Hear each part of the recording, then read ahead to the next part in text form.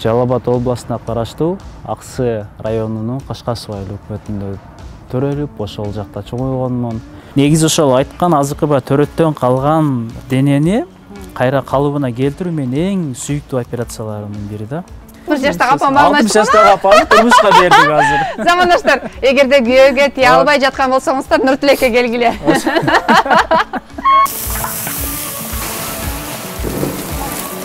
Бизде жасалган бардык операциялардан кийин төрөзө болот, эмиссе да болот. Же кредит алайын деп атам, же рассрочка жасап бериңиз деп. Анан кийин мен пациенттерим айтканда, операциядан кийин 1,5 айга чейин менден башка эч ким карабаганга болбойт деп. Өзүмдүн көрүп, меники страшно болуп экен эле дешип, анага өздөрү уялып кетип калышат. Өзүмө баягы дедлайн койбойм да, 3 саатта бүтүшүм керек, 2 саатта бүтүшүм керек, андай жок менде. Иштеген акчамдын 70-60% кайра эле өзүмдүн обучениеме до сих пор кетет азыр деле. Салам замандаштар, аты жаным Назира Бердигулова, барыңыздарды YouTube каналыма кош келиңиздер. YouTube каналыбызда дайыма жакшы маалыматтарды жана дамдуу рецепттер менен бөлүшөбүз. Көп каттар келди. Назира эже сураныч азыр мынакей техника өнүгүп дегенде медицина өнүгүп, актуалдуу болуп жаткан, желедей тарап жаткан мамопластика, липоскультура жана ушундай сыяктуу өңдүү операция жөнүндө толук маалыматтар бериңиздерчи. Чындап эле бул мамопластика мага да абдан кызыктуу. Мамопластика жасаган айымдар баласын эмгизе алабы, ал рак илдетине айланбайбы деген суроого биз жооп бериш үчүн азыркы учурда биздин борбор калабыбыздын жаш болсо дагы абдан жигерди көрсөтүп жатат. Эң кызыктуусу ушул Нуртилектин чет мамлекеттерге барып билим алып, окуп келип, тажрыйбасы менен Кыргызстанда биздин борбор калабыбызда бөлүшүп жатат. Буга чейин Нуртилекке чет мамлекеттен сунушташкан иштөөнү, бирок чыныгы патриоттор менимче Кыргызстанга келип өз кызматын көрсөтөт. Атайын биздин дам программабызга биз Нуртилекти чакырдык. Азыркы учурда Нуртилек ынтымак 2 паркында сейил багында чуркап жүргөн экен. Дарыгерлер бир эле адамдарды дарылабастан өзүнүн ден соолугуна да кам көрүш керек. Нуртилек да азыркы чуркап келатат. Тосуп алсак, Нуртилек.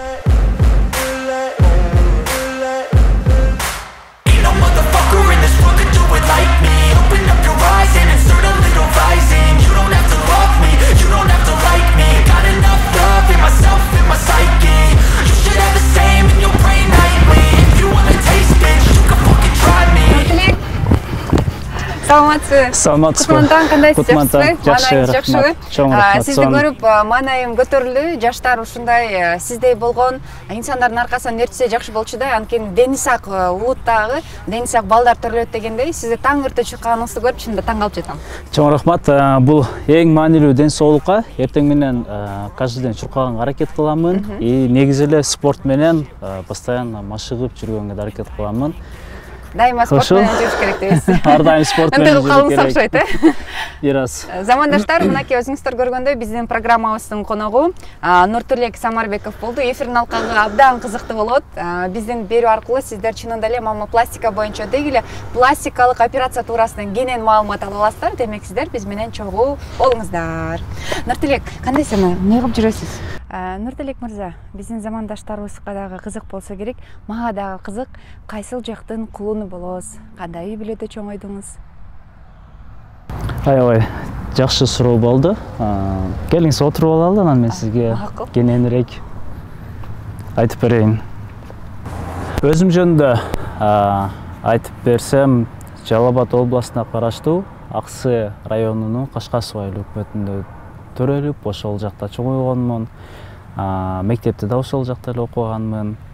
Анан кийин кичинекей кезимен эле мектепте окуп жүргөндө баягы химия, биология, негизи эле мектепте аябай баягы алдыңкы окуучулардын бири болуп окуганмын да.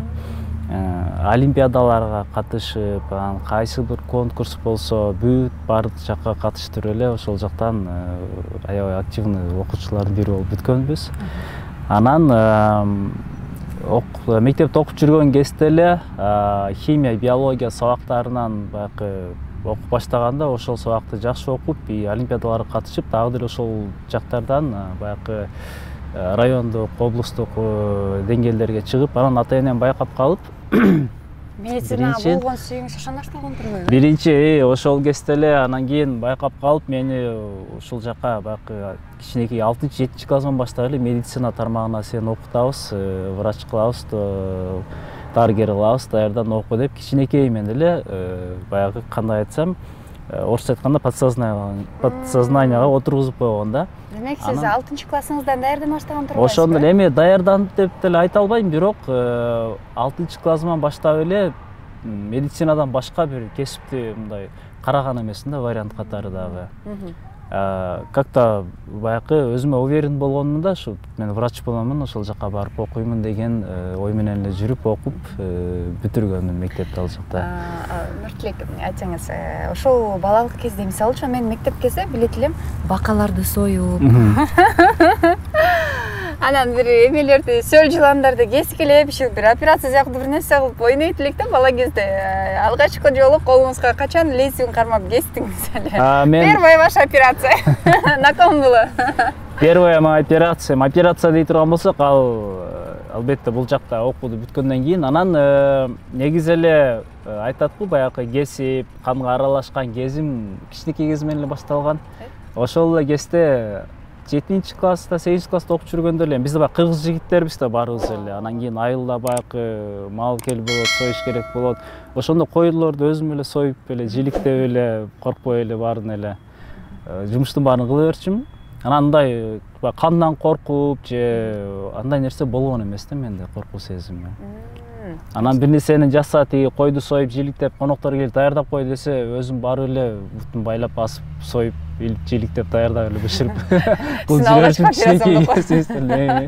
Анан кийин эми буну мен эч кандай байланыштырбайм ба медицина менен. Буну айтайын дегеним, коркуу сезим болгон эмес да.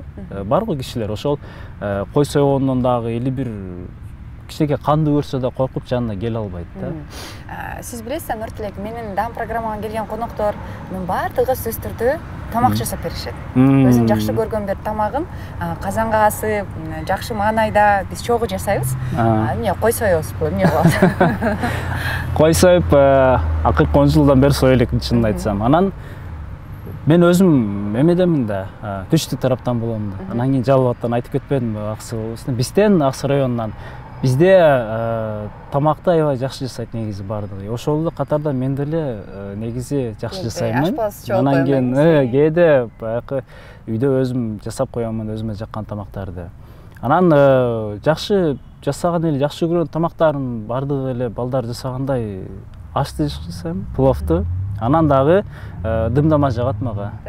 Ооба. Анткени толтура витаминдер бар. Толтура витаминдер бар, курамында ошол жакта. Дымдаманда кантип үйрөнүп калганбыз, баягы пикниктерге, тоолорго чыгып жүрүп, баардыгы эле жасаган тамак кой, көпчүлүк жасайт да. Ошентип жүрүп андагы жасагандерин жасагат. Негизи эле баарын эле жасай берем. Абдан жакшы.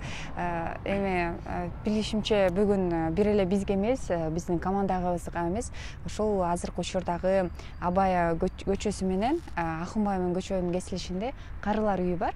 Азыркы учурда ал жерде 250ге жакын апа аталарыбыз бар. Эми карылар үйү деп айтканга тилим барбай жатат замандаштар. Ошол ата апаларыбызга Нуртилек Незиже ошол ата апаларга бир жакшы дамдуу тамак жасап бербейлиби деген мага сунуш киргизди. Мен ал сунушту кабыл алдым. Бүгүн биз Даун программасы жана Eleven студия жана Нуртилек иним болуп, биз апа аталарга сонун кылып дымдама демдеп беребиз. Майда бараттарын алдыңызбы?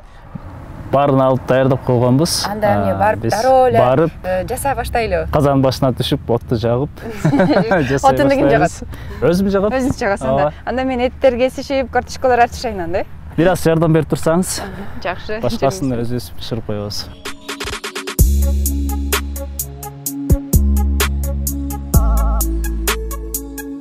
Замандаштар, биз мына Барвил Айсалы борборуна да келдик. Казандарыбыз жуулуп, азыр отундар даярдалып, саморозго чай кайнап дегендей, Нуртилек иним жогоруда бизге сөз бергендей, мынакей азыркы учурда биз аталарыбызга жана апаларга жакшы бир жумшак, дамдуу тамак бышырып берген атабыз. Азыр деген жай мезгили, витаминдүү, жакшы тамактар менен тамактаныш керек. Дарыгер айткандай, кандайсың, маанайыңыз жакшыбы Нуртилек? Жакшы, маанай 5. Өзүңүз кандайсыз? Рахмат, жакшы. Эми айтсаңыз, бүгүн биз дымдамага эмнелер керек? Мисалы үчүн ар бир адам өзүнүн мындайча айтканда бир рецеби бар экен да. Дамдуу тамакты бышырыш үчүн эмнелер колдонобуз? Негизи эле эмне үчүн бүгүн дымдаманы тандадык? Себеби дегенде дымдама баягы витаминдерге эң бай тамактардын бири болуп эсептелинет да. Анан дагы баягы дагы бир себеп бүгүн карылар үйүнө барабыз, баягы аталарга, энелерибизге беребиз деген үчүн бир жумшак тамак жасап берели деп чечтик. Ошон үчүн биз дымдаманы тандап отурабыз да. Анан дымдамага керек нерселерди айта кетчү болсок, эң негизгиси бул эт бизге. Бул жерде биз уйдун этин тандадык. Себеби дегенде жумшак, анан кийин бат бышат, сууду өзүнө жакшы сиңирип, анан жалпы кайнаганда болгон башка жактан бөлүнгөн витаминдер менен аралашып, негизи орусча айтканда сочный жакшы болуп бышат да эт. Андан башка бардык эле тамактарга керек нерсе бул картошка бизде, перец, чеснок, пияз жана ошондой эле мондай жашылча нерселер. И эң негизгиси дагы бул жерде обязательно бизге капуста керек. Ооба. Муну азыр майдалап дымдамага туурайбыз. Ошол. Мен сизге жардам берейинби? Сиздин жардамыңыз керек болот. Мага сөз, сиз картошканы арчып, перецтерди майдалап турсаңыз, мен этти туурай калайын. Биз жогоруда маек кылганыбызда, Нуртилек, айтыңыз, мектеп кезде эле ошол медицинага болгон даярдыктар башталды депчи. Алгач эле экзамен тапшырганыңызда канча балл топтоп алдыңыз? Мектепти бүтүп баратканда ошол айтпадымбы, 7-8 классынан баштап эле медицина тармагына кетем деп тандап калганым да. Анан жылда ай сайын баягы дайынданып жүргөн. Бизде баягы жалпы республикалык тестирлөө бар го, ОРТ. Ошону тапшырганда биз бүтүп аткан кезде ошону тапшырып баштаганбыз да, как раз. Анан ошол тестирлөөдөн тапшырып, бизден райондон эң 4-5 орунду алганмын. Жогорку балл алган боюнча. Негизги баллым 160. Бирдемке унутуп калдым, чынын айтсам. Негизи чоң эле балл алганмын. Андан соң кайсы университетке тапшырдыңыз? Мен келип 2009-жыл болуп атат бул. Мектепти бүткөндөн кийин тестти тапшырып, баллдарды жыйнап шаарга келемин, Бишкекке. Анан Ногу Акмамбаева 92 көчөсүндө Кыргыз медициналык академиясына. Ошол жака тапшырып, ал кезде баягы балл менен эле алып койчу эмес. Андан кийин баллды как проходной эсептеп туруп, анан внутренний экзамен болчу да. Ошон үчүн баллымды тапшырып, то есть өзүмдүн тестимди. Анан ички экзаменге дайынданып баштаганбыз да. Биринчи турдан эле тапшырып өткөнмүн. Чоңураак эле отуруп окшойт дымдамага, Ооба, бирөөз. Кайсы факультетти таңдадыңыз? Лечебный факультет. Факультет лечебное дело 2009-жылы тапшырып, биринчи турдан өтүп, кийин сентябрь айында биринчи курска келип, окуум ошентип башталган. Студенттик күндөрүңүздөгү бир кызыктуу окуялар. Сиз болдуңуз беле? Мисалы үчүн, алгачкы сиздин операцияңыз эсиңиздеби? Студенттик күндөрдү айта турган болсок, ал жакта операцияларга 3-4 курста аралашып баштаганмын. Баягы бизде мындай да, 1-2, 3 курстарда жалаң гана баягы теориясын окуйбуз да. Анан 3-4 практикага бизди жөнөтүп аралаштырып баштайт. Ошентип практикага барып баштаганда эле мен операционга кирип, хирургдарга жардам берип, аралашып, ошондон эле башталган.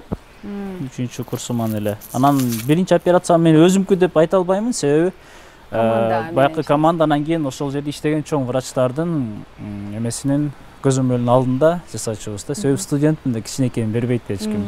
Бирок мен аракет кылып болбой эле талашып, кармайм, жасайм деп жылынып ошондой эле аракет кылчумуз, эмете берчүм да. Жасай берчүм. Алгач кайсы органга операция жасадыңыз? Эң биринчи операциям бул баягы бизде аппендицит. Экстренный хирургияга дежурствого чыкканда эң көп түшкөн оорулардын бири ошол да, аппендицит. Анан кийин хирург менен кирип, анда 3-курсту бүтүп жаңы эле практикага баргам өзүм районго Аксыга кайра. Анан баягы теориясын окуп, даярданып алып келип, операция кезинде мен да кармайм, мен да жасайм деп эле ошентип аралашып жасап жүрө берчүм. Анан четте карап тура бересиң да. Сен үйрөнбөйсүң, калып кетесиң. Нуртилек, сиз эмнеден улам ошол пластикалык хирургияга кетип калдыңыз? Эмне түрткү болду? Азыр мен сизге айтып берейин. 2015-жылы Кыргыз медициналык академиясын бүтүп, анан хирургияга ординатурага тапшырамын. Бизде ФУЧКда ГКБ номер 1, биринчи городская больницада, ошонун хирургия 3 бөлүмүнө ординатурага тапшырып, негизи ал жакка барганда максатым ошол жерде эле бүтүп иштейм деген максат менен тапшырамын. Анан бизде эми бул баягы секретimiz өзүңүз билесиз да, гос больницалардын, мамлекеттик больницалардын абалынча азыр. Анан көрүп ал жерде 2 жыл ординатура өттүм, жүрдүм. Бирок мага бир нерсе жетишсиз боло берди да. Себеби күндө эле баягы рутина болуп, эртең менен 8-де келебиз, анан кийин 2-ге чейин отработка кылып отуруп, операциялар болсо жасап, кайра кетип, ушундай эле башталды да. Анан мен жаңы медицинанын жаңы өнүгүп келаткан тармактарын издеп баштадым ошол кезде эле. Себеби ал жерде болгон операциялардын бардыгын көрдүм, жасап да көрдүм. Анан орусча айтканда я хотел что-то там другое, чего-то больше. Моё дедиңиз, меники эмес, бир нерсе жакпай атат. Нет, хирургия меники, бирок мага жетишсиз болуп атат да. Мен өзүмдү бир мындай толук, өзүмдү бир комфортно сезбей калдым да ал жерде. Анан кийин ошол жерден изденип баштадым. Бизде кайсыл биринчи оюм, бизде азыр эми аябай эндовидеохирургия деп коет, лапароскопический операциялар, жанагы чоң кеспей, кичинекей баягы проколдор аркылуу операциялар жасалып атпайбы? Ооба. Ошол тармакты окуп келип, өнүктүрөм деп, анан ошентип бизде ошол жылдары 2016-жылдар аябай пластика катуу өнүгүп келаткан да, пластический хирургия. Ошентип чечтим, анан пластический хирургияны тандагандан кийин школа издеп баштадым. Кайсыл жакта жакшы окутат бизде. Анан Кыргызстанда карап көрсөм, чоң операциялар, азыркы мен жасап аткан баягы денеге жасалчу операциялар окута турган эч жерде болгон эмес да. Ошентип издеп, анан Россиянын Санкт-Петербург шаарында экиге бөлүп койдук окшойсуз. Мына Санкт-Петербург шаарынан университетти табып, ошол жактан руководителдер менен таанышып, бул жактан ординатураны бүткөндөн кийин документимди жыйнап, ата-энеме айтамын, билет алып берет, чөнтөгүмө 10 000 рубль салып берет. Анан чемоданымды алып кетемин. Москваны көздөй. Москваны көздөй. Москвага барып, андан ар жакка Санкт-Петербург шаарына. Эми мындайча айтканда чыныгы баягы за границага кеткен студенттин жашоо болгон да меники. Эми башталат экен да. Чемоданым бар, бир сыйра обувим бар, бир сыйра кийимим бар, чөнтөгүмдө 15 000 сом бар. Бир 10 000 сом акчам бар. Болду. Барып анан баягы ал жакта бизде мигранттар көп да. Бизден бара иштегендерчи, ошолор аркылуу жана арзан квартира табып, жана бир комнатада жашашат го көп кишилер болчу. Ошол жерде жашаган биринчи. Кирип аларга кошулуп, 2 000 сом берип, алар да мени баягы студент экенсиң деп сыйлашып, кичине арзаныраак кылып берип, ошентип жашатышкан. Анан барып, документтеримди көтөрүп барып, ал жакка тапшырдым. Аябай чоң конкурс болгон ал жерде. 35-37 киши тапшырып, арабыздан 5 теле алган да тандап. Ошол жерден. Анан Кыргызстанда жалгыз сиз элесиз. Мен тапшырган жылы Кыргызстанда эмес, негизи эле Средний Азиядан мен жалгыз барган ал жакка. Бири-бирибизди билебиз да, таанып, мен карап турабыз. Эч ким болгон эмес. Анан менден кийин бир 2 жылдан кийин аябай башкаларда көрүп, барса болот экен, окуса болот экен дешип. Окуу кандай болду? Кетишип баштады. Оор болду? Кыйналдыңызбы? Ал жакта менимче билим абдан күчтүү болсо, профессорлор менен күчтүү. Кыйын негизи, оңой деп айтпаймын. Бирок мага эмне үчүн аны мен ошол негизи окуган кезде дагы, окууду дагы мындай рахат менен окудум да. Анткени сиз ошол кесипти жакшы көрчүңүз. Ошол кесипти, бунун дагы ушунун доорун сүрүш керек. Чыныгы студенттик жашоонун чет элде жүрөм, окуп атам деп, мындай кыйналып кеттим, окуу болду деп жүдөп кеттим деп эч кандай болгон эмес да менде. Анан дагы бир себеби эмне үчүн андай ойлор болгон эмес? Ишенгенмин аябай.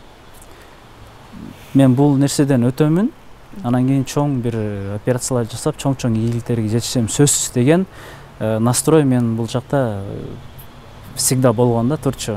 Ошол максат менен күн эч чарчап жеме окуудан тажадым, бүгүн баргым келбей атат деген бир жолда болгон эмес менде. Эртең менен как будто бир праздникке кетип атканда туруп 6:30да туруп алып метрого кетемин күнүндө.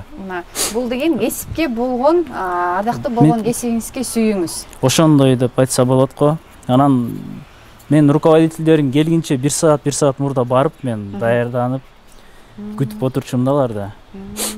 Баары жакшы көрчү мени. Ал жакта Наталья Петровна деген заведующая, профессор, заведующая кафедры. Негизи баягы базаларга бөлөт да 4-5 клиника бар да. Анан мен барып ошонун колунда 1 ай өткөндөн кийин эле мен кетирбей алып калган да.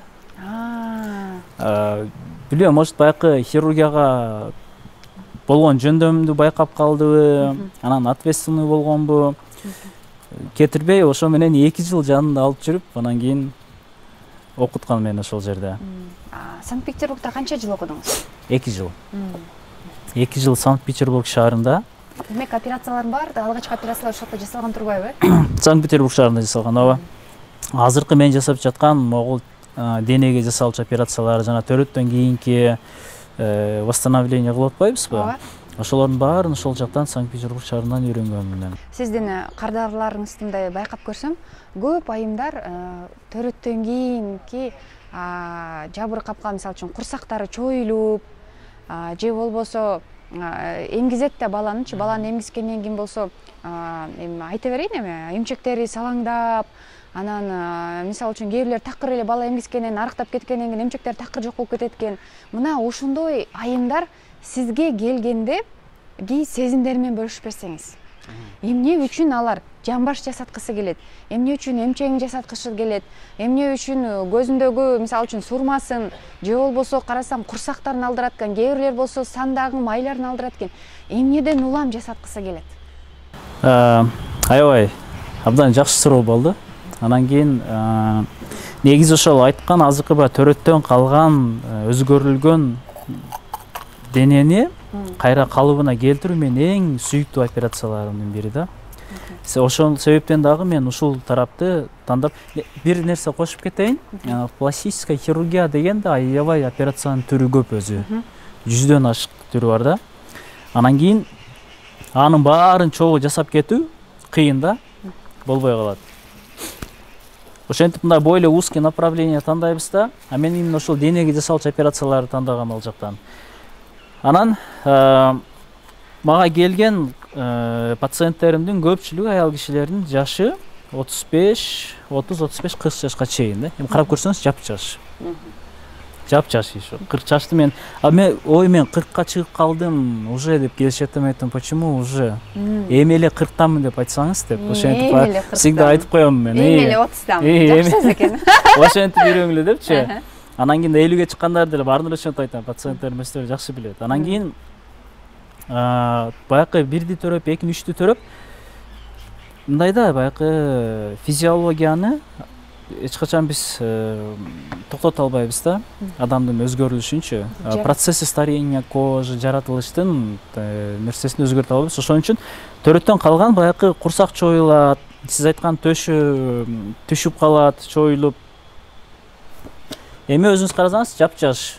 Анан кийин бизге келип, мага келип айтып беришет да, мынакей ушунча адаммын, 3тү баланы төрөдүм, ичим чыгып калды, кирбей жатат. Иштин чыкканда бир себеби диастаз деп коет. Могул жерде мындай булчуң болот, чоң болгон. Төрөгөн кишилердики ал булчуң мындай всегда тонуста турат да, жакшы турат. Анан кийин баягы боюнда бар кезде ал ачылат дагы, чоюлганда диастаз деп коет, ачылып калат, ошол кайра жабылбай калат да, бекилбей калат. Анан бул баягы генетикадан зависит этет. Кээ бирлеринки кайра быстро өз калыбына келип калат, анан кээ бирлеринки ошентип калып калат да. Андай кезде наоборот спорт менен машыкканга болбойт да. Баягы ички органдарга таасир тийип калышы мүмкүн. Келип анан кийин жалп кылышат да, курсагым чыгып кетти, мынакей төшүм түшүп калды деп. Анан кийин баягы мунун уяты деле жок. Төшөккө келгенде күйөөм менен жатканда мага уже неудобно болуп атат. Күйөөм солго басып баштады, башка жактарга барып баштады деп келип мындай өздөрүнүн эмоциялары менен айтып беришет да, көздөрүнөн жаш агып кетет да. Анан ошолорду көрүп, кантип эми колуман келип турса жасап бербейин дейсиз да. Анан операцияны жасайбыз. Операцияга чейин аябай мындай бир аз закомплексованный, мындай бир аз неуверен болуп келишет да. Кийингенди анча эмес. Анан операция уялышат дейм. Курсагым монтолуп турса кантип эми ошонун баарын жашырыш керек, монтип келишет. Анан операция бүтөт, жасайбыз, 3 ай өтөт, 6 ай убакыт өткөндөн кийин анан келишет мага. Мен өзүм тааныбай калам кээде кабинетке эшиктен кирген айтам да, сиз консультацияга келдиңизби жаңы десем, жок Самарбек, мен унутуп калдыңызбы, мен бул. Анан кээде өзүм таң калып калам, аябай эмне болду, анан көрүп баарын эми караңызчы, мынакей аз убакыттын ичинде, 3 ай убакыттын ичинде кандай жашоо өзгөрүп атат да. Келип айтып беришет мага. Үйгө бардым, анан күйөөм мага гүл алып келип берди, подарка кылды, бирөөсү машина алып берди. Анан бир нерсе айтайын, турмушка чыгып кетет көпчүлүгү. Кээ бирлер баягы ажырашып же башка турмушка чыгылы кыздар болсо, төшүн жасатабы. Мен сизге бир пациентимди айтып коеюн.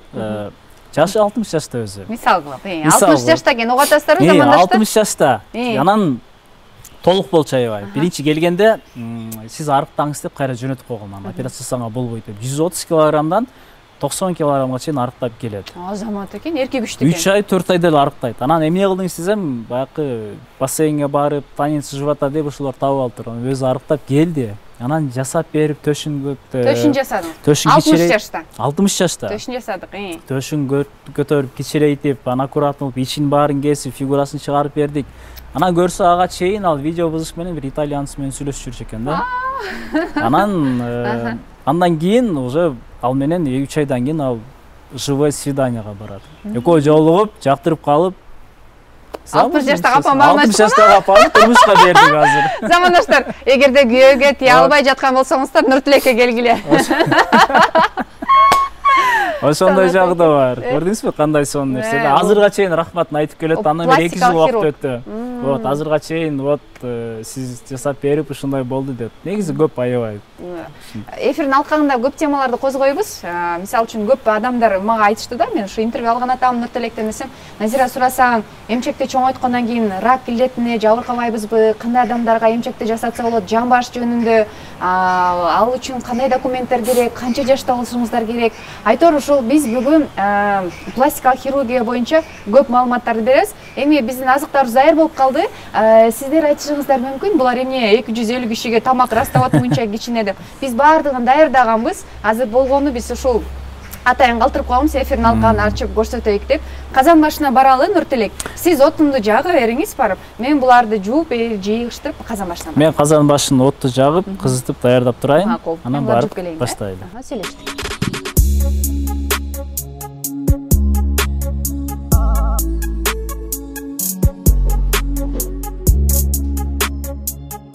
Бизде баары даяр. Назира айым көптөн бери казанга от жагы деп болчумун. Азыр дагы ошол кезде эстеп, отту жагып, тамакты баштайбыз. Тамакты эң биринчиден казанды ысытып баштайбыз. Ал үчүн биз отту күйгүздүк. Азыр майын коюп баштайбыз. Казаныбыз да кызып даяр болуп калды. Азыр этти салып баштайбыз. Опа!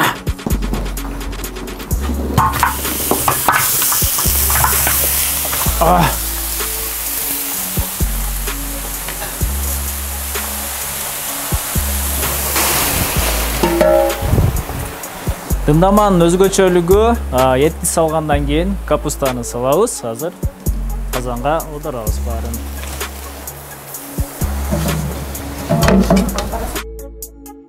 Эт менен капустаны салып даярдап койдук. Азыр картошканы кошобуз. Келиңиз. Ким жардам бере аласызбы? Опа.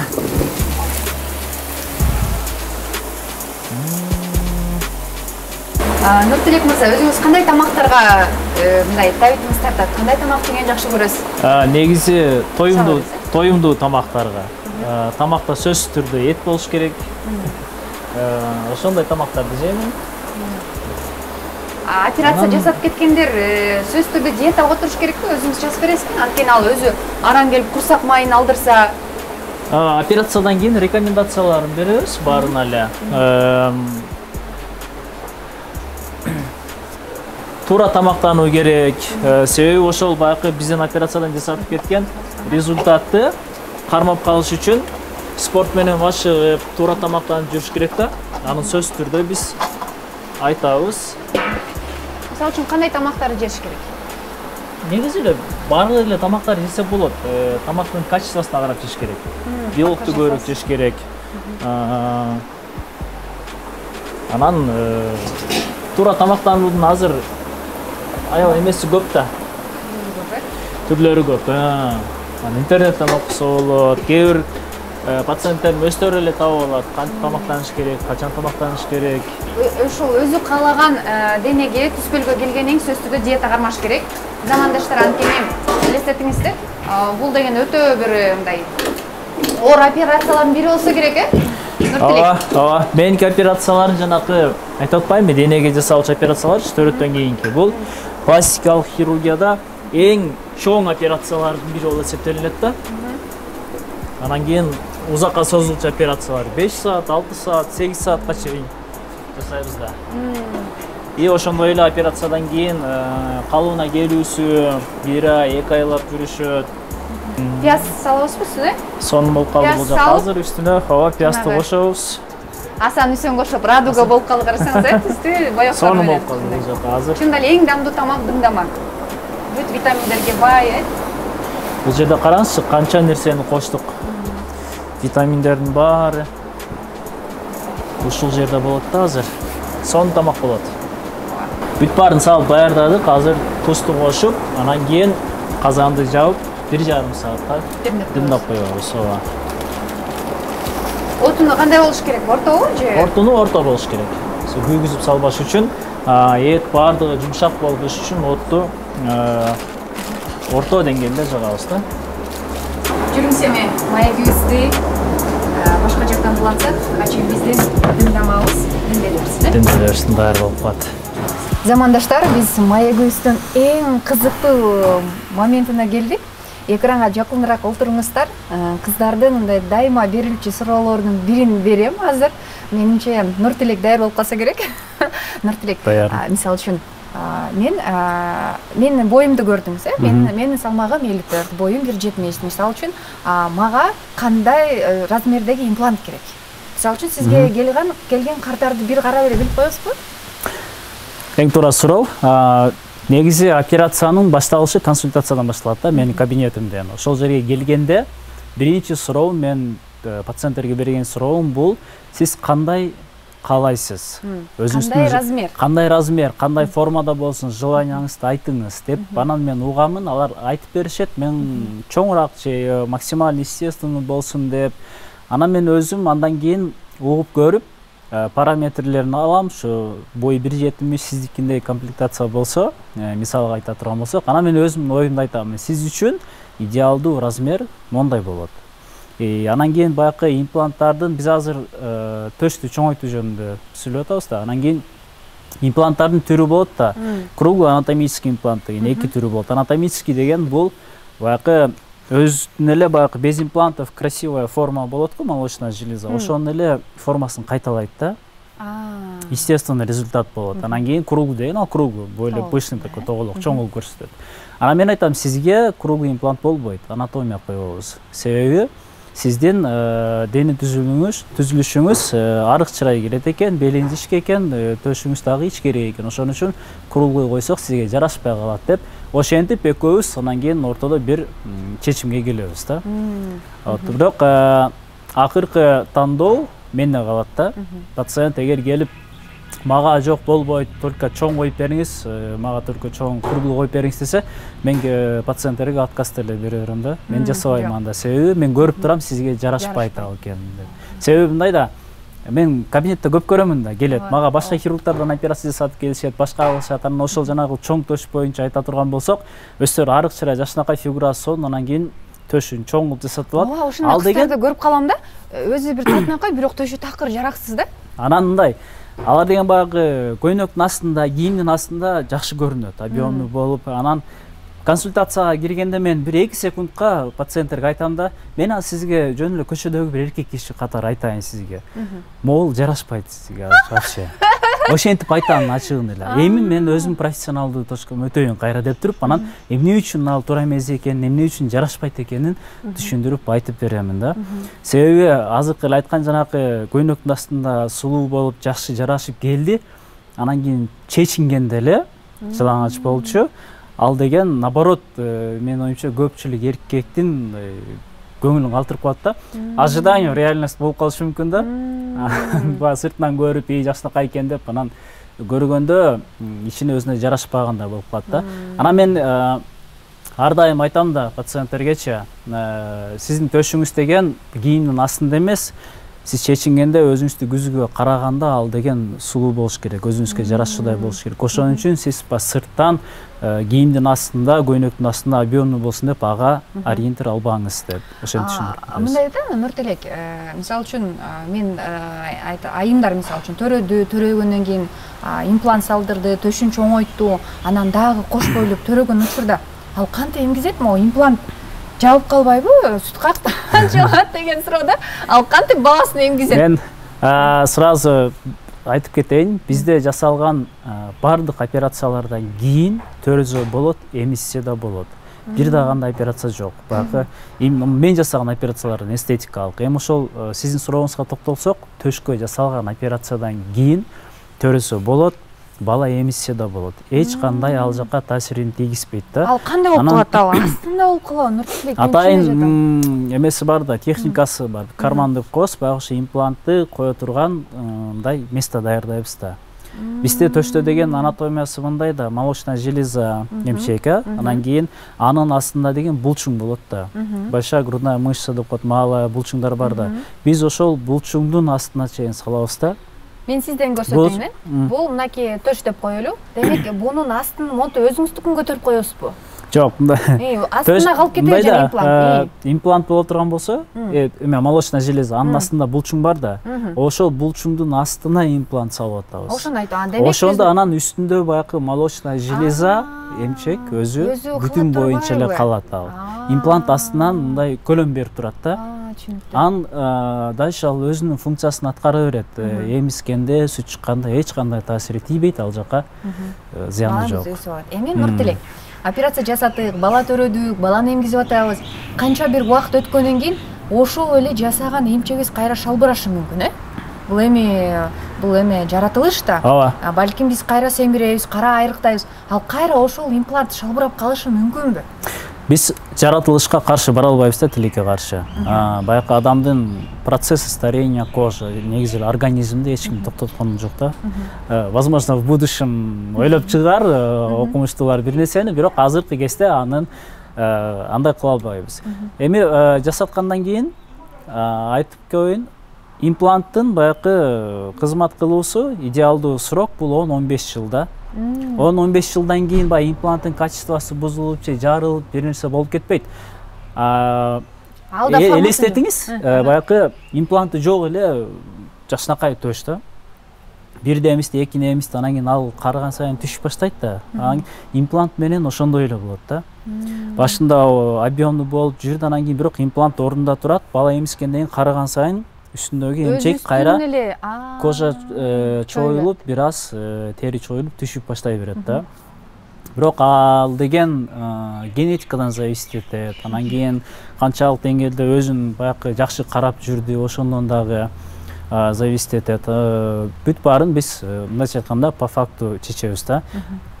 Учурлар болот, бирди төрөгөндөн кийин эле 3 жылдан кийин эле кайра келет.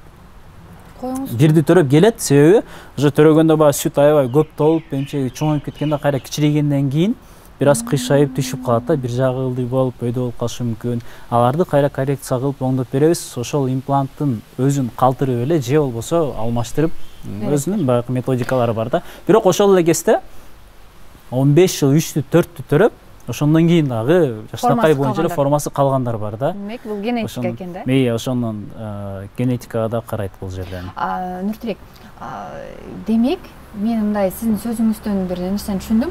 Айланайыңдар төрөп, болду, төрөбөйм деп, мындай эме бир убакыт болот го, аял үчүн 4 бала болду, төрөбөйм, жетиштүү дегендей. Демек, ошол асабыздан ошолго келгенден кийин бар операция жасаш керек окшойт, Ошол туурабызбы? Антип айтпай, бизде эстетикалык операцияларды жасатыш керек деп мындай медицинада негизи операцияларга показания деген болот да, абсолютно показания, относительно деген. Бизде андай жок да. Мен баягы мен көбүнчө эмелерге айтам да, бизде баягы операциялардын бардыгы платный да, акчага. Анан кийин кичинекей акча турбайт. Анан кийин келип суранышат да, мен акчам жетпей жатат, же кредит алайын деп атам, же рассрочка жасап бериңиз деп. Анан кийин мен айтам да, бир аз төшү түшүп калган, же бир аз ичи чыгып калган, эми анчалык эле шартыңыз болбой жаткан болсо жасатпай эле коюңузчу анда. Ошол акчаны пайдалуураак бир жака колдонуңуз. Анан кийин эгерде шартыңыз болуп, акчаңыз нужный сумманы чогултуп келсеңиз, мен сизге кызматты кылып берейин, жасап берейин. Болбосо тийбей эле коюңуз, себеби ушул ич менен деле, ушул эмчек менен деле сиз жүзүгө чыгасыз дейм да. Жасай бересиз депчи.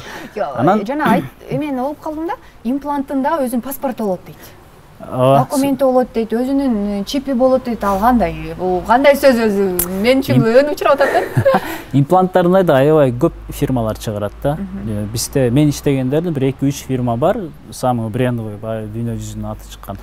Анан кийин ар бир импланттын өзүнүн документи болот, паспорту болот, который подтверждает, что это фирманын өзүнүкү дегени. Аны койгондон кийин биз пациенттерге ошол импланттын паспортун кошуп, выпискасына кошуп беребиз да. Бул эмне себептен кийин операция бүткөндөн кийин каждый 3 ай сайын, 6 ай сайын УЗИ өтүп туруш керек, текшерип турат да. Баары жакшыбы, эч кандай өзгөрүү жокпу, карап туруш керек. Ошондой кезде эртең бир вопрос болуп калса, имплант эмне имплант турат, качан коюлду эле деген суроо болуп калса, документин ачып карап коюшка жеңил болот да. Имплант жасап, мисалы үчүн эмчекке бычак тийип атпайбы? Нуртилек ачык эле сүйлөшөлү, бычакка бычак тийип атат, анан кээ бир айтат экен да, мындай рак илетин алып келбейби, кандайдыр бир инфекция, эмчек оорулар көп эмеспи? Мына ошол имплант жасагандан улам организм стресс болуп, ушундай оорулар чакырбайбы? Жок, бизде биринчиден бизге келген пациенттердин баардыгы дени сак адамдар. Баардыгы здоровый адамдар да. Операцияга дайынданып атканда алдында биз анализдердин бүт баарын текшеребиз. Анан ден соолугу чың жакшы, 100% жакшы болсо, анан кийин операция кылабыз да. Ал сиз айтып аткан жана рак илетине же башка ооруларга алып келет десе турабыз, ал туура эмес. Себеби дүйнө жүзүндө маммопластика операциясы 1950-жылдан бери жасалып келатат да. Булга деген миллиондогон аялдар жасап, миңдеген баягы изилдөөлөр жүргөн. Бул да жөн эле жасай бербейбиз дагы. Всемирный организация бар, баягы здравоохранение, ошолор текшерет, уруксат берип, анан кийин жасалат да бул операцияларчы. Ошон үчүн бул давным-давно доказано, что эч кандай андай бир ооруларга алып келбейт. Мисалга, айта кете турган болсок, ошол операциядан кийин бир оору чыгып калды да, скажем, рак молочной железы. Анан изилдеп келе турган болсок, бул оору, значит, без имплантов деле боло турган оору болот да. Эгерде ал импланты жок жүргөн кезде деле ал оору чыкмак да, ал аялдыкы. Имплант болсо да, болбосо да, рак илети болсо ал ооруйт. Ал ооруйт, ал болмок, ошондой. Анан имплантка баягы операция жакшы өтүп, после операции эч кандай баягы осложнение болбой, бүт баары жакшы өткөн болсо, эч кандай зыяны жок. Анан бир эле, эми бир зыяны мен көбүнчө баягы өзүмдүн пациенттериме ушинтип зыяны деп сурай бергенде айтып коёмун, зыяны бар дейм. Эмне зыян дейт, анан көчөдө баратсаңыз, же бир жерде жүрсөңүз, тойлорго барганда эркектин баары сиздин төшүңүздү, попаңызды карай беришет. Ушундай зыяны бар, ошого макул болсоңуз жасап берейин десем, анан эмечи Нуртилек, мисалы үчүн сиз экөөбүз ачык сүйлөшүп калбадык. Мисалы үчүн меники баары 18+ да. Мени көрүп жаткан катталуучуларым дагы. Мисалы үчүн мен имплантты элестете албайм да. Мындай, мисалы үчүн страстный партнер болуп калды дейли. Мисалы үчүн жанагы көбүнчө мындай төшкө маани жасаган, төштү кармалаган, ошондон бир кандайдыр бир дүлүккөн жылып кетпейби, монтип кармалагандан. Мен ошону кандай элестете албайм да, мындай жылып. Мисалы үчүн салдыңыздар да, монтип жылып кетпейби ал? Ал ордунда эле турабы же кантип аны кандай кылып катырасыздарбы же тийип коесуздарбы, мындай. Анткени мен элестетип көрдүм да, ал кандай жумшак болот экен, абдан мындай априятный, колго кармап мындай эметип көргөндөчү. Ана ал кандай эме астына салынат, унчукна. Негизи баягы имплант кармалабаш керек. имплант туура тандалып, операция жакшы жасалган болсо, 6 ай баягы реабилитация бүткөндөн кийин эч кандай айырмасы жок болуп калат да. Ошондой эле жумшак болуп, ошондой эле подвижный болуп калат. Болгону баягы өзүнүн эмчегинин разницасы, бул жерде бойле такой стоячая грудь болот. Анан жатканда эки жакка кетип калбайт да. Объемун сактап, мындай эметип турат. Анан кийин ошондой турасың. Анан баягы партнеру боюнча айта турган болсок, өзүнүн эмелери бар, срок бар да, реабилитация. Например, операция бүткөндөн кийин 1,5 ай атайын корсет кийип жүрүшөт. Ал деген корсет ошол имплантты эмчекти кошуп, мындай плотно кармайт да. Кармап, ошо менен имплантты жылдырбай кармап турат, ал шишитпейт, анан имплантты кармайт. Ошол менен 1,5 ай жүрөт, 1,5 айдан кийин чечип, дальше дагы түшүндүрүп беребиз. Анан баягы сиз айткан тема боюнча вначале там слишком главное катуу кармап салбасы болду. Анан кийин реабилитация турбайбы? 3 айдан кийин эч кандай разницасы жок. Эми 3 айдан кийин эч жака жылып кетпейт, бирок бираз катуураак болот. Анан мен пациенттериме айткам да, операциядан кийин 1,5 айга чейин менден башка эч ким кармаганга болбойт деп. Окумуш экен бул жагыңыз. Эми да Нуртилек, эми мындай суроо менде пайда болду да, имплант өзү мындай жумшак. Мындай дене сыяктуу эле жумшак абдан. А бирок ошону төшкө сала келгенде, эмне үчүн мындай катуу сыяктуу мындай тырсыйып турат да төштөрүчү? Эмнеге ал? Денеге салганда ошондой болуп калган. Бардык операциядан кийин отек деп коет. Баягы жидкость толуп, дене шишийт да. Кичинекей эле бир жериңизди колду кесип алсак деле сөзсүз түрдө бир аз шишип, анан жакшы болуп эмеспи? Ал жакта да ошондой да. Албат тырсыйып катуу болгонун себеби ошол отектон да. Ичинде бир аз жидкость болуп, шишип турат, анын баары кайра кетип, өз калыбына келгенче ошол жана мен айткан 6 ай убакыт керек болот. 6 айдан баары кетип, анан көпчүлүгү баягы отек болгон кезде бир аз чоң болот да, бир размер чоң кошулган. Ошол кезде пациенттер өзүн көзгө көрүп, карашып, аябай жагат да, объемный деп. Анан отек кетип кичирейип баштайт. Өстө коркуп баштайт, мага келип бас, доктор, могул кичирейип бартат, дагы кичирейип кетпейби, дагы кичирейип кетпейби дешип, ошентип жүрөт да. Канча чоң салсаң деле эч качан жетишсиз экен да. Статистикам боюнча 95-96% пациенттерим осмотрга келишет да 2 ай 3 айдан кийин. Кандайсыз, жагып атабыз сизге, довольны десем, ооба, сонун баары жакшы, рахмат дейт дагы. Бир нерсеге жалеть этип атам. Эмне болду десем, дагы бир аз чоңураак кылсак болмок экен. Мен айтам да, өздөрү баягы бизде фото документация деп коет, операциянын алдында сөз сүрөткө тартабыз да. Биздин негизги документ ошол, жазганга карабай дешми. Анан кийин көпчүлүгү аны эмне үчүн кылабыз? Көпчүлүгү операцияга чейин кандай экенин өздөрү да унутуп калат да. Анан мен айтам да, сүрөткө тартам, сонун болуп чыгып турат, эми, скажем, 3-чү размер болуп турат да. Өзүнүкүн табам да, телефондон же компьютерден. Караңыз, сиздики кандай болчу? Азгандай. Нулевой эчтеке жок да. Эми азыр караңыз разницасы. Вы еще больше хотите десем, анан кайра өзүнүкүн көрүп, меники страшно болчу экен эле дешип, анан өздөрү уялып кетип калышат. Нуртилек, биздин замандаштарга да кызык болсо керек, кандай айымдарга төштү жасоого болбойт? Противопоказания, мисалы үчүн, бирдерде болот да, кандай оор менен оорутканда же болбосо бизге толук маалымат берип койсоңуз. Анан эгерде сизге келе турган болсо, кандай анализдер менен келиш керек, ошол жаатынан да кененирээк маалымат бериңиз дагы. Анан сиз экөөбүз жамбашка барып келели. Макул. Ар бир операцияга өзүнүн противопоказаниясы болот. Ошон үчүн бизде баягыда перечень анализов бар да, список готовый даярдап койгонбуз да. Ошол боюнча ал жерде бир 15-16 түрү бар да. Ошонун баарын өтүп келишет да. Ошонун баары жакшы болсо, эч кандай противопоказания болбойт. Анан кийин төшкө жасалгыч операциядан эң негизгиси эле төштөн эле, төш тараптан эле эмес, жүрөк тараптан, өпкө, бөйрөк баардык жагы жакшы болуш керек. Анан главный баягы онкологический эч кандай признак болбош керек. Киста болбош керек молочная железада. УЗИ өтөбүз, ошолордун баарын текшерип, анан гана операцияга алабыз да. Операциянын алдында кандар тапшырылат, бардык түрү, гепатит, бүт баарын тапшырабыз. Анан кийин УЗИ, молочных желез, сосудтарды текшеребиз, кан тамырды, бүт рентген баарын текшерип, мен өзүм көрөмүн, менден кийин биздин анестезиологдор көрөт. Анан алар уруксат бергенден кийин гана операцияга биз алып киребиз. Нуртилек, бир топ ошол пластикалык хирургтар бар бизде, Кыргызстанда, борборубузда. Ошол хирургдарга айырмаңыз эмнеде сиздин? кардарыларыңыз аябай көп экен да. Көп жерде мисалы үчүн Нуртилекти угуп калат элем да, мисалы үчүн. Мисалы мен мурда Султан Тукешев жана башка ден көп хирургтарды угуп келет элем. Акыркы учурда мындай желедей тарап жатасыз да, эмнеден улам ушундай болуп жатат, айтыңызчы. Секрет ваших операций. Сизге мен айтып кетейин, могул ушул азыркы деңгээлге мен үчүн бул деле бир деңгээл эмес, азыр бир кетип баратам да, өзүм мечтамачы цельге. Анан өзүмө да бир аз күтүүсүз болуп атат, чынын айтканда. Мен бир нерсе менен эле байланыштырам буну, баягы өзүмдүн жумушума кылган мамилем. Канчалык келди, канчалык эмеде ответственность менен жасап атам аны. Ошол менен эле байланыштырам. Анан дагы бир эме мен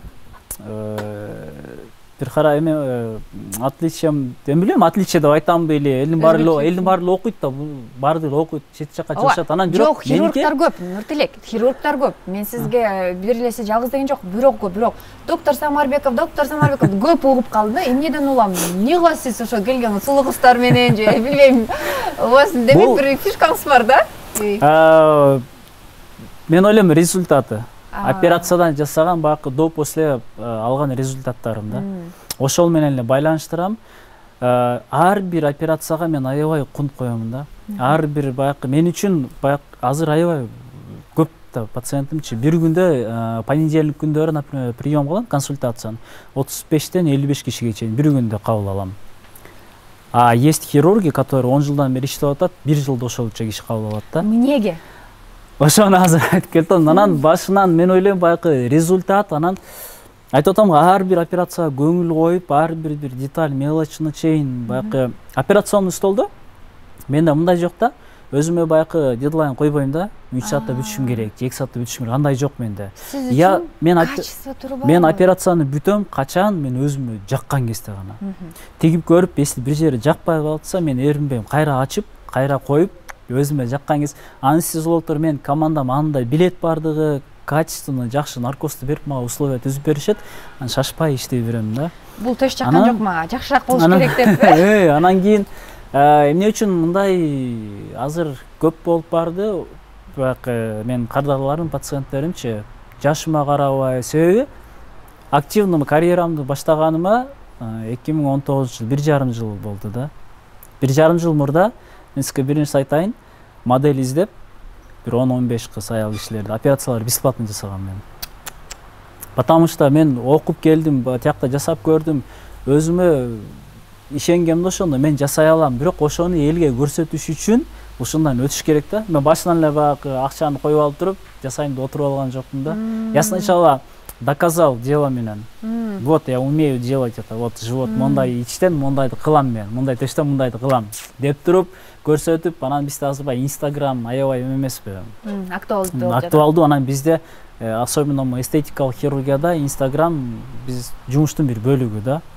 Вот. Ошол жака чыгарып, выкладывать этип, анан кийин эле результаттарды көрүп, бири-бирине поделиться кылышып келип башташты. Эми азыр караңыз, 1,5 жыл убакыт өттү. Азыр операция меники запись 2 ай. Күндө 3-төн 4 операцияга чейин. Консультацияларым ошол только бир жумасына бир күн принимать этем 40-50 киши. Анан кээ бир коллегаларым айтсам, Россияга өзүм бар руководителдериме барып калдым. Инстаграмдан байкашып отурат да, мен карашып отурат. Молодец, Нуртилек, сонуп атасың деп. Кээ бирлери наоборот кайрамак азыр обученияга келгени калышты. Ошондой болуп, анан эмне болду, запись кандай болду, ушинтип айтсам таң калышып атат. Алар 15, 20, 30 жылдан бери иштешет, даже бизде андай болгон жок. Колуңуз жеңил го дейм менимче. Анан көз тийбесин дете, бирок аябай көп. Кардарлар мисалы үчүн сизге келип кеткенден кандай сөздөрдү угасыз? Мен буну кайсыл менен салыштырдым. Баягы вторичный операция деп коет да бизде. Бирөөгө барып жасатып келет. Баягы результат өзүнө жакпай калды, же неудачный операциялар болуп калат, ошолорду мен жасадым. Переделка деген это самый сложный операциялар болот да. Анан кийин эртеси күнү же 2 күндөн кийин палатага кирсем, күлүп эле жаткан болуп, сонун болуп. Я ничего не чувствую, аябай жеңил сезип атам, үйгө кете берейинчи деп. Биринчи операцияда мен 1 ай кыймылдаган эмесмин, 2 ай жатканмын, эмнеге мындай деп. Чынын айтсам, бул суроого мен жооп бере албайм да. Мен башка хирургтарды азыр бир нерсе кыл деп айткандан алысмын. А мен айтам, может, какая-то индивидуальность организма десем, ал айтат, сиз жасадыңыз го менин деле мынакей. Анан ошол сөздү аябай Вы не боитесь, коркпойсузбу? Мисалы үчүн көптөгөн кесиптештериңиз бар, аттуу баштуулардай деген, ай жигит, кайда басып баратасың? Артыңды бир карап койбойсуңбу? Көп угам, анан кийин сөздөрдө болбойбу артыман сүйлөгөндөр деле бар, ошол улуу эмелер, аябай катуу кетип баратасың, анан себеби дегенде айтып атам го, бизде хирургдар бар, чоң-чоң хирургдарчы, 10 жыл, 15 жыл, 30 жылга чейин иштегендер. Бирок азырга чейин операциялардын баасы андай деле кымбат эмес, анан записи дагы жок да. Анан билбейм, бир аз чичалашабы. Мен айтам, мен эч нерсе кылган жокмун, өзүм жумушумду аткарып атамын. Окуп келип атамын, пожалуйста, чыккыла окуп келгиле. Мен азыр иштеген акчамдын 70-60% кайра эле өзүм обучениеме до сих пор кетет азыр деле. Болсо мен азыр билген нерсеми жасап деле отуруп кете берсем болмок да. Мен корккон нерсе зона комфорта деп коет да.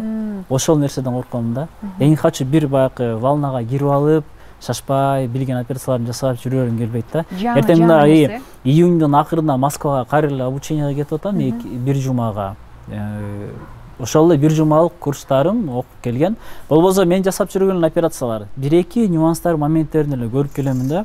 Ошол деген примерно 15 000, 16 000 доллар акча турат. Азаматсыз. Ошонун баарын чогултуп. Жаңы нерсе бул биз коркпошубуз керек, жаңы нерседен үйрөнүшүбүз керек. Ошол медицинаны бизге алып келишибиз керек, ошол нерсе менен бөлүшүбүз керек. Анткени биз деген ошонус менен айырмаланып турушубуз керек да. Эмне үчүн сиз операция жасаш үчүн бирөөлөр Москвага ошол операцияны же болбосо Дубайга же чет мамлекетке барып жасаш керек. Мисалы үчүн сизден деле аны жасаса болот да. Кыргызстанда деле. Бул жакшы нерсе. Мен абдан сиз менен сыймыктанам. Эми тамагыбыз бушканыбызга аз эле калды окшойт. Жамбашка баралы.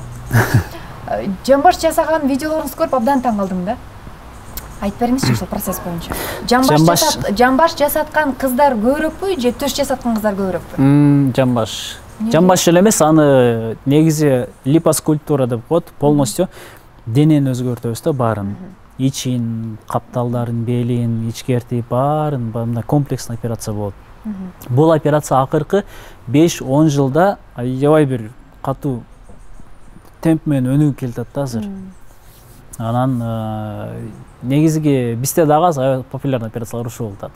Бул операцияны кимдер жасап атат? Негизи баягы бир аз жировое отложение деп коебуз, белдерде майлар болот, анан кийин жамбашы жок болот. Алар залга барса деле чыгат бир аз, бирок өздөрүнө жакпайт да, доволен болушпайт. Анан ошолор келет, негизи аябай сонун операция ал да. Элестетиңиз, баягы после до операции бели деле жок, түптүз, жамбашы жок. Анан кийин спорт менен кылса болот, анын баарын ага деген аябай кропотливая работа керек, 2 жыл, 3 жылда ошол результатка жетсе болот да. А бизде операцияга 3 саат тынчыраак уктап берсе, жасап баарын эметип беребиз. Анан бүт баары өзүнүн майы менен жасалат. Бул жерде баягы имплантка окшоп кийин алмаштырыш керек, же бир нерсе кылыш керек дей турган нерсе жок да. Өзүнүн гана ошол ичинен, капталдарынан алган баягы алып салыш керек болгон майын алып, кайра ошого колдонобуз да, жамбаштын көлөмүн чоңойтуш үчүн.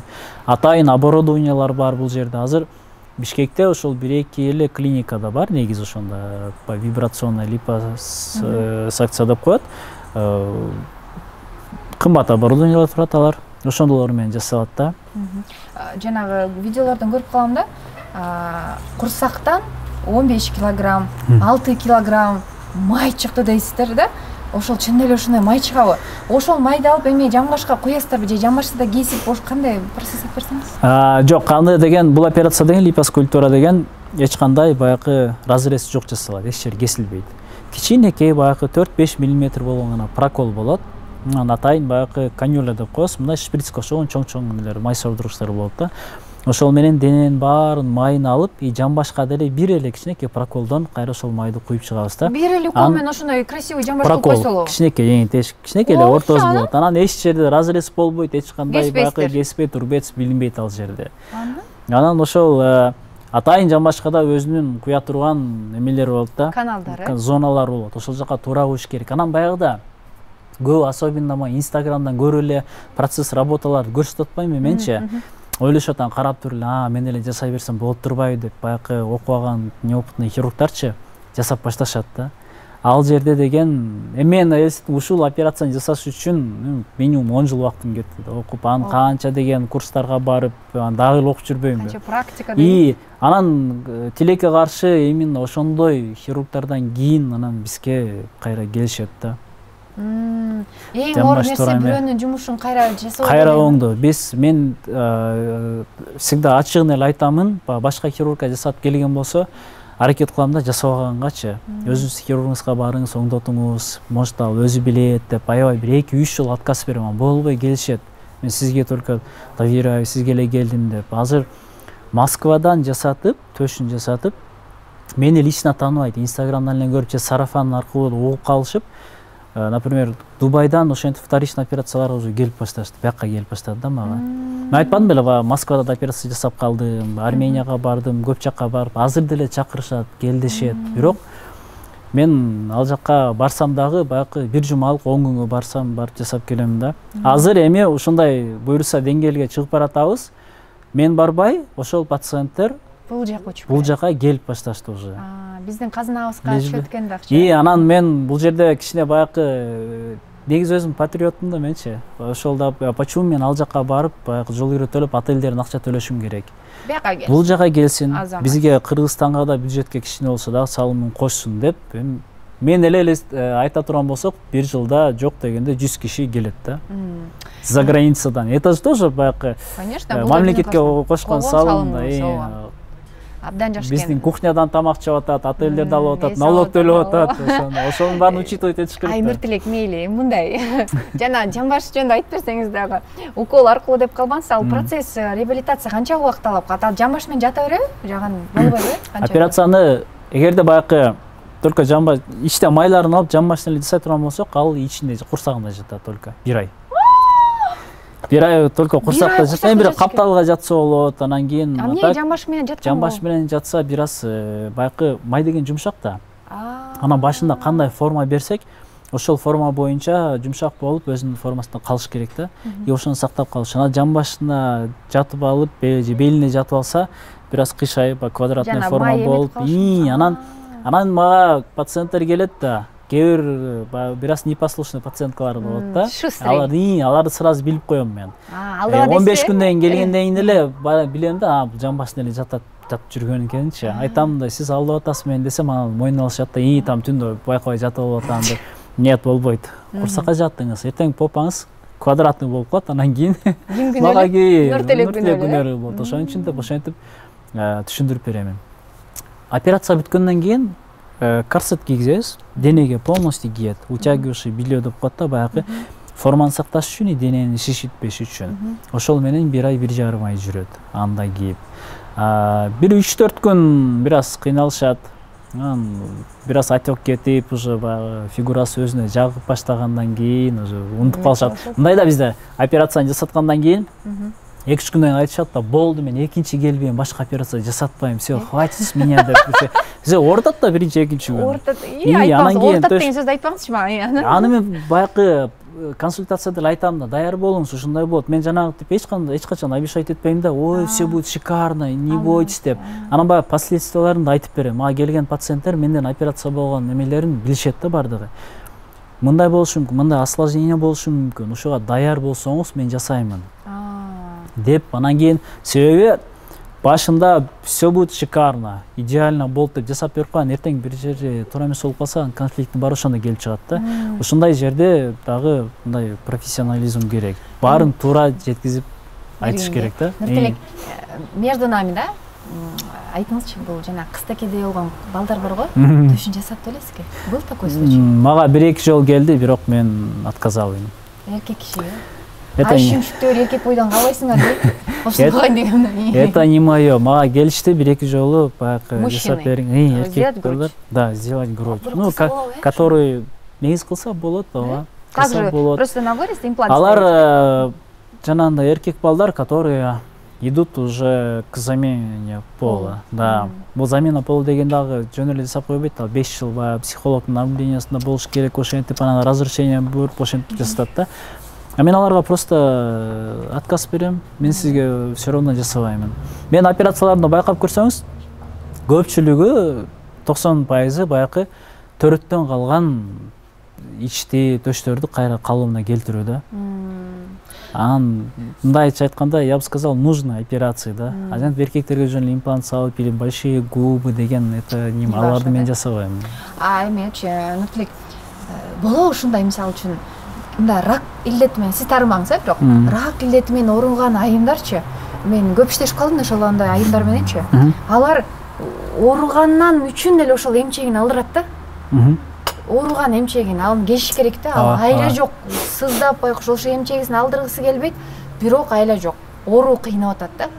Ал эми сизге сопсоо, 6 санаман, ден соолугу үчүн эле айым келип туруп, мына төшүмдү кес, мага чоң төш коюп бер деген учурда кандай болот ошол? Бул жерде эч качан эч кандай секрет жок. Мен баарыбыз эле айтабыз, бул эстетикалык операция.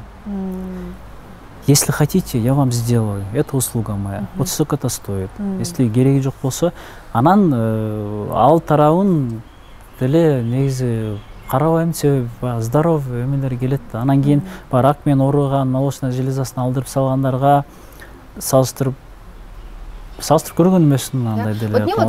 Андай мен баягы өзүмө баягы жакта ооруп атат, жатат, бул эмчек жасап атат деп аны күнөөлүү кылып, мен өзүм күнөөлүү кылып антип отурган эмесмин, андай болгон эмес. Мисалы үчүн болобу ушундай жасагыңыз келбейт.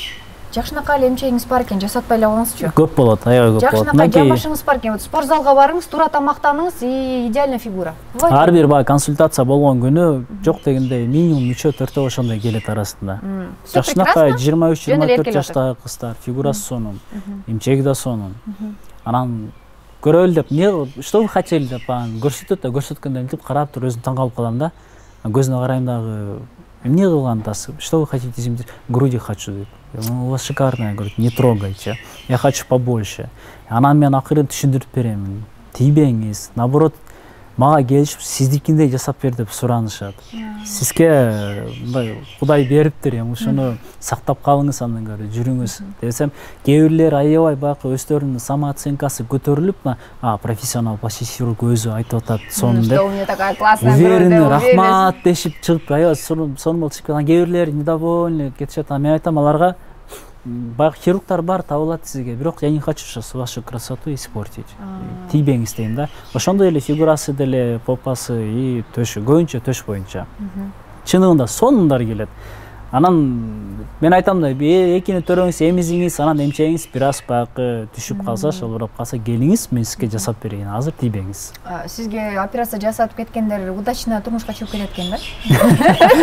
Көп болот. Аны деле мен деле байкабайм да, пациенттерим өздөрү Инстаграмдан отзыв жазып калышат да. Вот анан биринчи пациентим качан эме кылган башталган бул мындай нерсе. Нижние веки деп коет да, блефаропаст жерде мешок пайда болуп калат да, көзүнө шишип калат.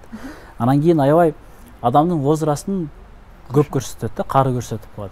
Анан жасап бердим. Эми визуально караганда бир -10 жаш кетет да, ал жерде жаш көрсөтөт аябай. Операция жасатып кетти, реабилитация бүттү, анан 3 айдан кийин осмотрга келди. Күйөөнү өрчүп келип калды. Анан күйөө чыгып кеткен айтып атпайбы? У меня даже парня не было, операциядан кийин какая-то самоуверенность появилась, мен баягы коркпой свиданияларга барып сүйлөшүп баштап туруп ошентип, они 1-2 ай duruşta өтүп турмушка чыгыптыр да. Это вам говорит доктор Самарбеков. Укатасыңарбы? Мен биринчи пациентим да бул, если көрүп жаткан болсо, өзү деле билет ал ким экенинчи. Анан 2019-жыл болгон. Андан кийин уже төш жасалгандан кийин берки жана айтып кетпедимби башында? 60 жаштагы апа турмушка чыгып атат. 60 жаштагы апабыз фигурасын жасап, бүт барын комплексный операция жасап койдук эле. Вообще за иностранца замуж вышла она. Жыргап жүрөт. Эме укмушсуңар. Мындай суроо. Өзүңүздүн бир туугандарыңызга, жакындарыңызга операция жасап көрдүңүз беле? Туугандарыма бир 2-3-өсүнө жасадым. Ошондой личти жасадым, көзүн жасап бердим. Себеби көп эметет да, сиз өзүңүздүн тууганыңызга жасайт белеңиз, анан деп эжеңизге жасайт белеңиз деп айтам. Көпчүлүк айтат азыр эме. Болочокто аялыңызга жасайт белеңиз деп. Мен айтам, если ана сама кааласа, если ал ушул, если бир аз бактылуураак кылса, мен жасап берем. Себеби туура жасалса, баягы профессионал хирургдун колуна жасалса, эч кандай бунун таасири жок, зыяны жок да. Нуртилек, бизди көрүп жаткан, жаңыдан өзүн баштап, мындай клиникасын ачкан хирургдарга кандай бир кеңеш бере элеңиз? Мен өзүм жашмын, анан баягы өзүмөн кийинки поколенияга, особенно медакадемияда окуп жаткан студенттерге, ординаторлорго советим бар да. Эч качан коркпогула да. Эч качан коркпогула, за граница барып окууңар келсе, бирок өзүңөрдүн кесибиңерди туура тандагыла деп айтам да. Чтобы они должны знать четко, куда идут. Анан коркпой, ата-энеңер менен сүйлөшкүлө. Мен деле өзүм ата-энем бир сом кошуп, контрагымды төлөп ошентип окутту да шунча жылчы. Байдын баласы эмесмин, бизнесмендин баласы эмесмин болбосо. Анан көпчүлүгү буну эмнеге айтып атам? Инстаграмдан көп жазышат да мага. Возможность жок, анан кантип окуйм деп. Эми собери документы и барып иштеп берсе окуп. Жыла эме, көңүлүң болсо. Анда сенин желанияң жок. Акча деп жок деп отурсаң. Мен деле жок эле окуп келдим го. Ошон үчүн если мен окуп келген болсом, значит бардыгыныкы болот да, окуса болот. Эч качан билимден качпагыла. Ошону айтамын да. Ар дайым окуп билип, анан бир күнү баягы ошонун үзүрүн көрөсүңөр да. Азамат, жакшы сөздөр. Сыймыктанам. Чоң рахмат сизге. Анан маегүбүз деле сонун болду. Эми тамагыбыз даяр болуп калды окшойт, Назира айым. Дымдаманы барып казан башына карып, бир карап коелу. Достор, тамагыбыз дагы даяр болуп калды. Азыр идиштерге салып, каралар үйүнө ата-апаларыбызга алып барып беребиз.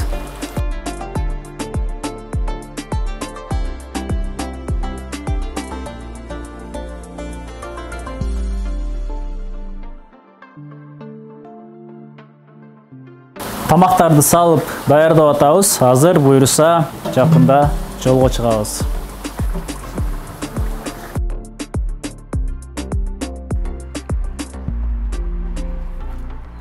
Мынакей замандаштар, биз Нуртилек экөөбүз дагы апалар атабызга келип калдык. Саламатсыздарбы? Добрый день. Как ваше настроение? Немножко задержались? Да что? Ваше настроение испортило? Простите, пожалуйста. Нет, извините, пожалуйста. Так получилось? Спасибо. Келгиле. Рахмат. Аш болсун. Так, приятного аппетита вам. Очень вкусно. Да, тамам болсун. Здрасте. Приятного аппетита вам. Здрасте. Приятного аппетита вам. Очень вкусно здесь, попробуйте. Келиңиздер. Ой, рахмат. Тамагыңыздар таттуу болсун. Аябай жумшак кет сонун. Приятного аппетита вам. Спасибо.